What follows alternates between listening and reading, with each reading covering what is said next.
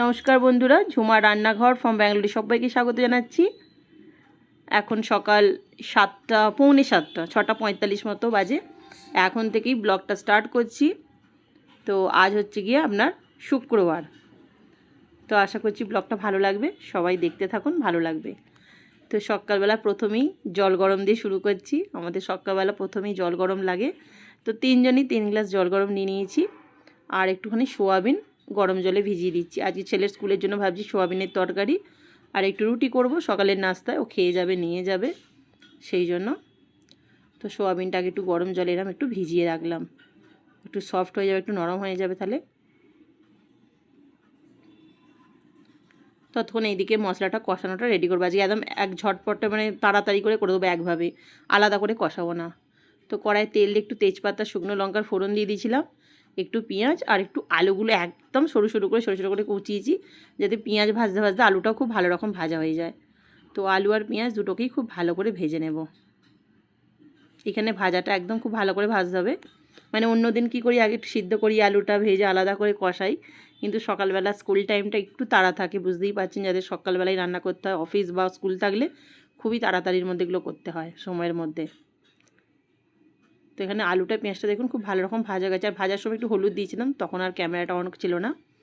তো যাই হোক, সেটাই বলছি, দেখুন এখানে পেঁয়াজ আলুর সঙ্গে এখানে আদা রসুন আর লঙ্কা, হলুদ, ধনে গুঁড়ো, জিরে গুঁড়ো, যা যা মশলা, একটু লবণ সব দিয়ে এবার এটা খুব ভালো করে কষাতে থাকবো। মশলাটা কষানোটা অনেকক্ষণ থেকে কষাতে হবে, কিন্তু আলাদা আলাদা করে আর এটা সাঁতলাচ্ছি না, একেবারেই কষিয়ে করছি আর কি। তো এর সঙ্গে যে সোয়াবিনগুলো ভিজিয়ে রেখেছিলাম, ধুয়ে ভালো করে চেপে, হাতের সাহায্যে চেপে জল বার করে নিয়েছি, সেটাও আর দেখানো হয়নি তাড়াতাড়ির মধ্যে। তো এবার এই মশলার সঙ্গে সোয়াবিনটা 7-8 মিনিট মতো কষাবো। আলুটা অনেকটা নরম হয়ে গেছে, আর 7-8 মিনিট কষাতে কষাতে আরও নরম হয়ে যাবে, একদম শুকনো শুকনো করবো, ওই মধ্যেই রান্নাটা হয়ে আসবে। বারে বারে একটু একটু জল দেবো, আর 7-8 মিনিট ধরে কষাবো। আজকে টমেটো ফুরিয়ে গিয়েছিলো, তার জন্য একটু টমেটো কেচাপ দিয়ে দিলাম। একদম 1 চামচ 2 চামচ করে জল দেবো, আর কষাতে থাকবো, একটু ঢাকা চাপা দিয়ে দিয়ে রান্নাটা করব।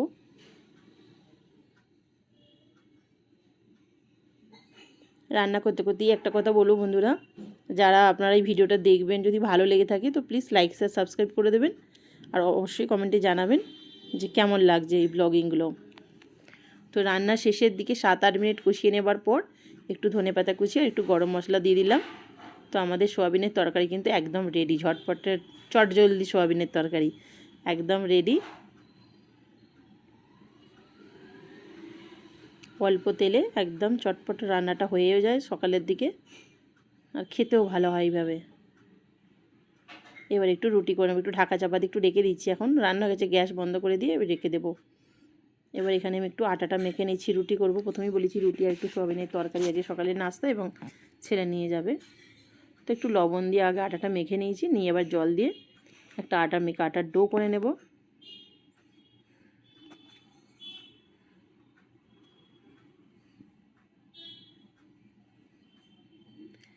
আটা মেখে পুরো বেলাটা দেখাইনি, কারণ আমি অনেকবার বলি এক হাতে ফোন থাকে, তো এক এক সময় ছেলে বা স্বামী থাকলে একটু হেল্প করে দেয়, যেমন এই সময় একটু সাহায্য করছে। আর আমি এর আগেও বলেছি রুটি আমি একটা একটা করে করি না, আমি 4টে থেকে 5টার ওপরে যাই না, ওই 4টে কি 5টা রুটি একেবারে দিয়ে আমি এইভাবেই ওপর নিচে শেখে এইভাবে ওপর দিকটা উল্টে দিকটা এরকম উল্টে পাল্টে করে আমি 4টে-5টা রুটি একেবারে করে নিই।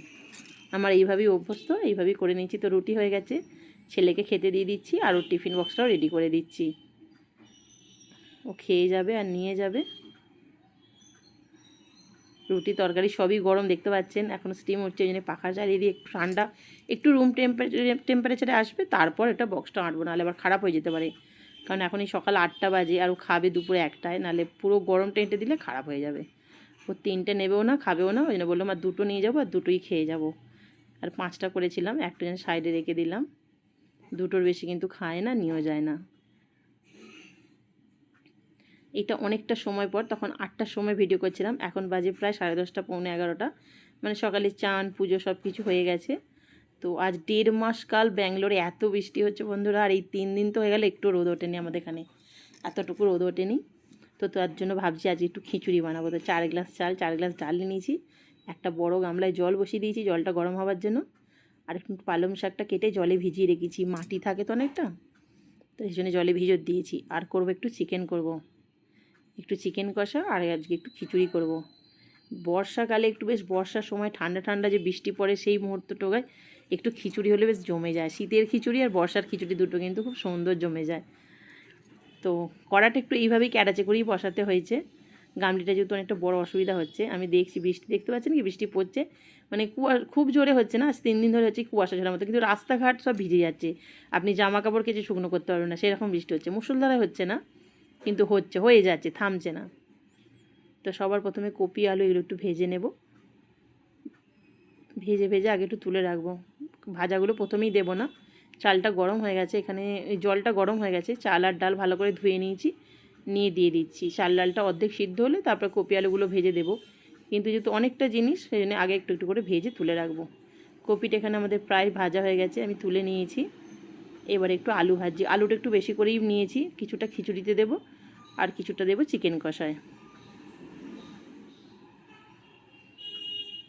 আপনারা বন্ধুরা কারা কারা ভিডিওটা কোথা থেকে দেখছেন, অবশ্যই যদি ভালো লাগে তো একটু কমেন্টে জানাবেন কোথা থেকে দেখছেন।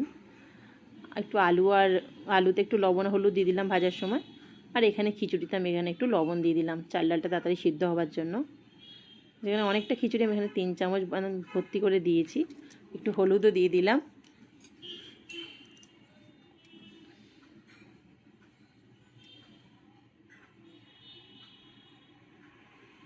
একটু সময় লাগবে কারণ গ্যাসটা তো ছোটো, কিন্তু এখানে রান্নাটা অনেকটা পরিমাণে বড় গামলি, সেই জন্য জলটা ফুটতে বা সিদ্ধ হতে একটু সময়টা একটু লেগে যায়। বাসনগুলো তাততে অনেকটা সময় লেগে যায়। এখানে আলুটাও দেখুন অনেকটা ভাজা হয়ে এসছে, আমি একটু আলু তুলে নিয়েছি যেটা মাংসতে দেবো, আর একটু কুমড়ো নিয়েছিলাম, সেই কুমড়োটাও ভেজে নিয়েছি আলুর সাথে। এবার আমি এখানে তেজপাতা শুকনো লঙ্কা জিরে ফোড়ন দিচ্ছি, খিচুড়িতে ফোড়নটা দেবো বলে, মানে মশলা কষানো ফোড়ন দিয়ে যে মশলাটা যে কষাবো সেই মশলাটা আর এই ভাজা সবজিগুলো সব একসঙ্গেই দেবো, মানে চাল ডাল অর্ধেক সিদ্ধ হয়ে গেলে তখন সব এগুলো দিয়ে দেবো। তাহলে কী হবে, সবজিগুলো একটু একটু দেখা যায়, প্রথম থেকেই দিয়ে দিলে আর পুরো ঘেঁটে যায়, আর কিছু খুঁজে পাওয়া যায় না সবজিগুলো, সেই জন্যই আর কি একটু মাঝ বরাবর দেওয়া। এখানে আমাকে তেল আর একটু দিতে হবে, কিন্তু আমি দেবো। আগে পেঁয়াজটা দিয়ে দিলাম, নাহলে তেলটা প্রচণ্ড গরম তো উড়ে যাচ্ছে। তো এখানে 4টে মতো পেঁয়াজ দিয়েছি মিডিয়াম সাইজের। পেঁয়াজটা দিয়ে আগে একটু যে তেলটা ছিল তাতে একটু নেড়ে চেড়ে নিলাম।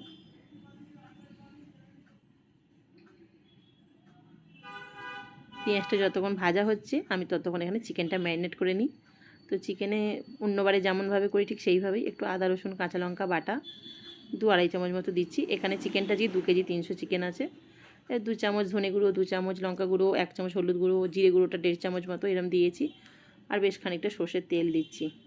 আজকে টক দইটা আনানো হয় না, একদম খেয়াল ছিল না, আর যেহেতু বর্ষাকাল মানে অনেকটা ঠান্ডা ওয়েদার বলে আমি ঘরে দই এখন পাচ্ছিও না, দইটা খাবো না বলে। পেঁয়াজটা অনেকটা ভাজা হয়ে গেছে, ওখানে চিকেনটা ম্যারিনেট করে কিন্তু রেখে দিয়েছি সব কিছু দিয়ে। আর এখানে আদা রসুন কাঁচা লঙ্কা বাটা, ঘরে আমার এগুলো সবসময় বাটাই থাকে, তো আমি সেটাই দিয়ে দিচ্ছি, মানে এটা খিচুড়ির মশলা কষাচ্ছি আর কি। তো পেঁয়াজ ভাজা হয়ে যেতে এখানে আদা রসুনের কাঁচা গন্ধটা যাওয়া অবধি একটু নেড়ে চেড়ে নিচ্ছি।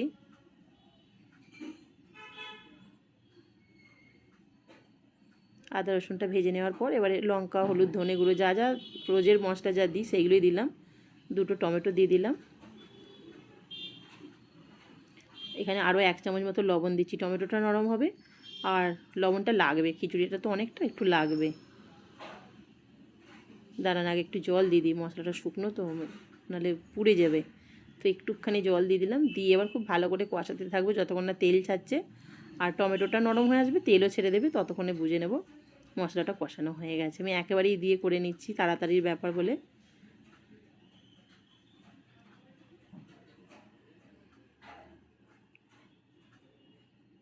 খিচুড়ির সব সবজি আমাদের কিন্তু ভাজা গেছে, খালি আর একটা সবজি বাকি আছে। আমি চিনিটা প্রথমে ভুলে গিয়েছিলাম, এখন একটু চিনি দিয়ে দিলাম। আমরা আলু ফুলকপি কুমড়ো ভেজে নিয়েছি, ঘরে বিট গাজর মটরশুঁটি সবই ছিল, সেটা আর দিইনি, ইচ্ছা করেই দিইনি।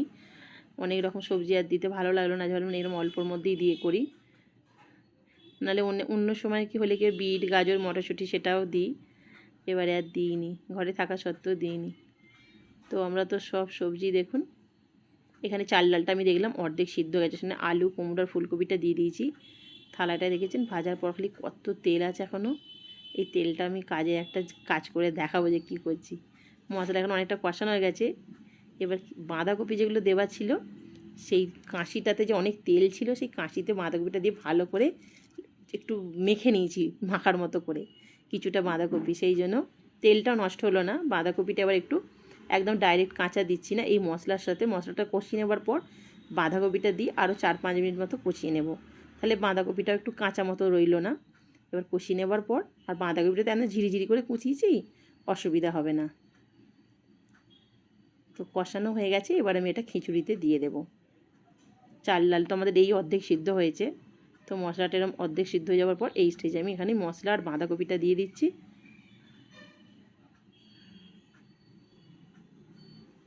এক হাতে ফোন আছে বুঝতে পারছেন, আর কড়াটা এতটাই বড় যে এক হাতে চাগাতে পারবো না, এরকম একটু একটু করেই আমাকে তুলে দিতে হবে। এই কড়াটা অনেক বড়, এটা 18 সাইজ না 16 সাইজ বোধহয় কড়াটা 18 নাহলে 16 কিছু এরমই একটা হবে, মনে হচ্ছে 16 নাহলে 18।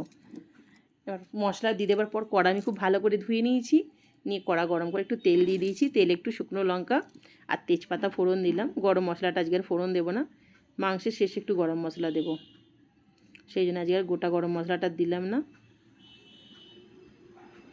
এবার তেলটা গরম হয়েছে, এইতে দিয়ে দিচ্ছি একটু পেঁয়াজও 4টে পেঁয়াজ দিচ্ছি, খুব বেশি দিইনি, 4টে মিডিয়াম সাইজের পেঁয়াজ দিচ্ছি। 2 কেজি 300 মাংসের জন্য আমি 4টে পেঁয়াজ দিচ্ছি। পেঁয়াজটা একটু বেশি হলে ভালো হতো, কিন্তু খিচুড়ি মাংস সবই রিচ, ওই জন্য একটু মশলাটা একটু পেঁয়াজ আদা রসুনগুলো একটু কমের উপর আমি রেখেছি। এখানে খিচুড়ি আমাদের এখন শেষের দিকে, আমি কয়েকটা চেরা কাঁচা লঙ্কা দিয়ে দিলাম।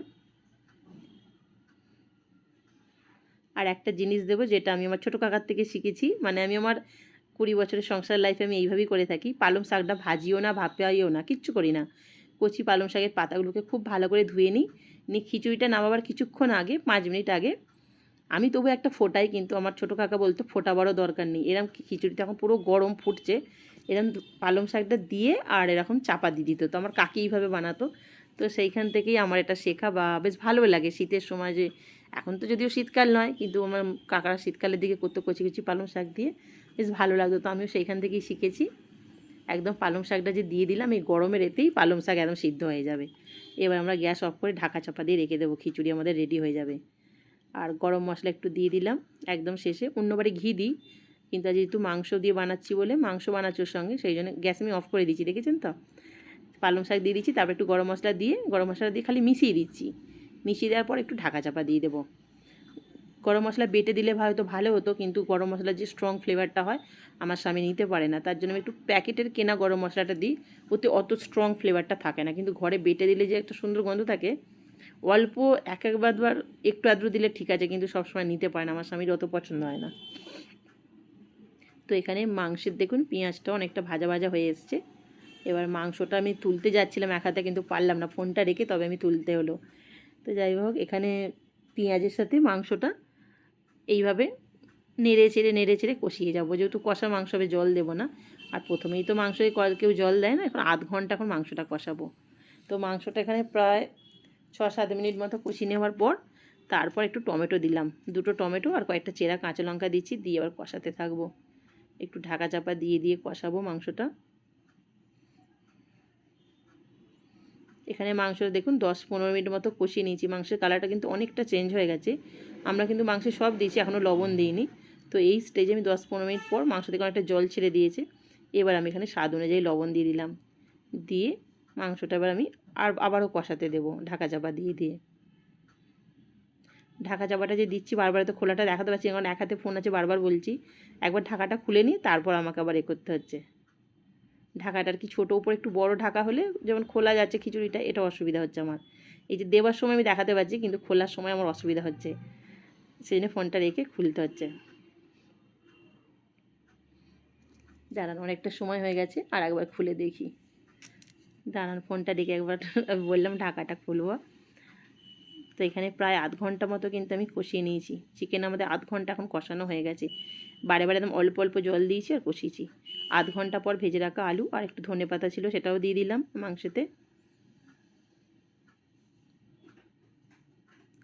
যে গামলিটায় আলু ভাজা ছিল তাতে একটু ধনেপাতা লেগেছিলো, একদম 1 চামচ মতো জল দিয়ে একটু গামলিটা ধুয়ে নিলাম, আলু ভাজার তেল একটু ধনেপাতা ছিল সেটা দিয়ে জলটা দিলাম। মাংস দেখে বুঝতেই পারছেন জল নেই, কিন্তু জল দেবো একটু পরে, আর একটুখানি কষিয়ে নিয়ে তারপরে 1 কাপ মতো জল দেবো, 1-1.5 কাপ মতো, খুব বেশি নয়। এবার আলুটা এর মধ্যে কষতে থাকবে, আলুটা সিদ্ধ হতে থাকবে, এইভাবেই ঢাকা চাপা দিয়ে মাংসটা করব।